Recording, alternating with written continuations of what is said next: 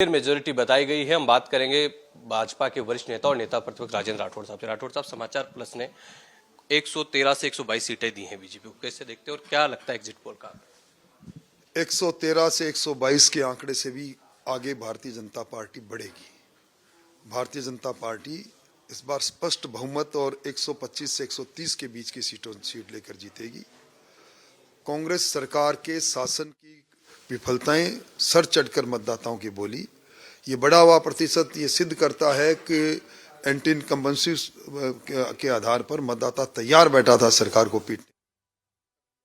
और अब परसों इस तक सरकार पैदा हो चुकी होगी, तब सारी बातें सामने आ जाएगी। कुछ जो ऐसी एजेंसियां जो लगातार में सर्वे करती है, चाणक्य की बात की जाए, उनमें बीजेपी को कमजोर आंका है, कैसे देखते हैं उन सर्विस? देखिए, वो भी अनुमान है और हमारा भी अनुमान है। एक उन लोगों का अनुमान है जो कुछ शहरों में कैमरा लेके घूमते हैं, एक उन लोगों का अनुमान है जो पैरों से धरती को नापते हैं। दोनों के अनुमान में फर्क रहता है। बाकी कोई भविष्यवक्ता नहीं हूं मैं ये नहीं कह सकता कि मैं जो कहूं वो बिल्कुल ही हो, पर मेरा एक अनुभव भी है, मेरा एक अनुमान भी है। मैं मेरे अनुमान से कह सकता हूं कि कांग्रेस शर्मनाक हार की ओर बढ़ चुकी है। राजेंद्र राठौड़ राजस्थान की सियासत के चाणक्य कहे जाते हैं, कितनी सीटें मानते हैं और वो कौन से मुद्दे हैं जिनकी बदौलत सत्ता की सीढ़ी चढ़ेगी भाजपा? मुद्दे ही मुद्दे हैं। जिस राजस्थान के अंदर सचिवालय में नोट मिल जाए, जिस राजस्थान में सरकार की सरपरस्ती में सरकार के बैठे लोग नौकरियां लूटने का काम करे, जिस राजस्थान के अंदर सरकार में बैठे लोग महिलाओं पर बलात्कार को मर्दों मर्दानगी कहे, वहां मुद्दे ही मुद्दे हैं। ये अंतर्द्वंद में फंसी हुई सरकार पैदा हुई उस दिन इनका लड़ाई झगड़ा प्रारंभ हुआ। किस्सा कुर्सी का प्रारंभ हुआ था, जो अब कुर्सी इनकी टूटेगी तब पीछा छूटेगा राजस्थान का। इसलिए मेरा दावा है 124 से लेकर 130 सीट आएगी।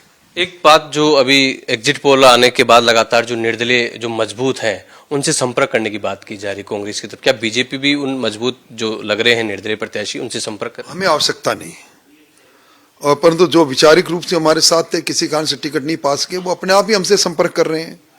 यहाँ भारतीय जनता पार्टी को दूसरे किसी निर्दलीय की बैसाखियों के सहारे की आवश्यकता नहीं, पर फिर भी जो हमारे विचारों से जुड़े हुए लोग हैं वो स्वतः ही हमारे साथ आ जाएंगे। एक तारानगर सीट जहां से आप प्रत्याशी हैं, उसको लेकर इस बार चुनाव में खासी चर्चा रही।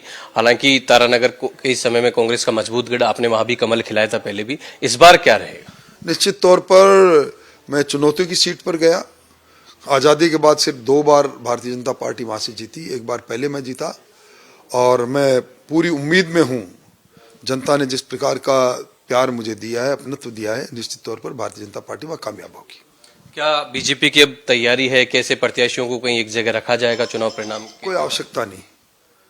हमारे बीजेपी में जिताऊ और टिकाऊ दोनों तरह के उम्मीदवार है जो हमारे साथ रहेंगे। आप कह रहे हैं 124 से अधिक बीजेपी की सीटें आएंगी, कौन बनेगा मुख्यमंत्री? जो हमारा आलाकमान तय करेगा, जिस किसी के सर पर ताज रख देगा, उसके पीछे मजबूती से खड़े हो जाएंगे। क्या राजस्थान बीजेपी में दूसरे बाबू साहब तैयार है? नहीं, मैं कहीं लड़ाई में नहीं हूं, ना मैं उसको भी सोच सकता हूं कि मैं मुख्यमंत्री की दौड़ में आऊंगा। इसलिए मैं एक साधारण कार्यकर्ता हूं, जो भी पार्टी काम देगी। तो यह नेता प्रतिपक्ष राजेंद्र राठौड़ जो साफ तौर पर कह रहे हैं कि एग्जिट पोल कुछ भी हो, लेकिन हमने भी पूरे धरातल को नापने का काम किया है, हमारा सियासी अनुभव है और बीजेपी राजस्थान में 124 से अधिक सीटों पर काबिज होगी। कैमरा पर्सन विश्राम के साथ PS नरूका, समाचार प्लस, जयपुर।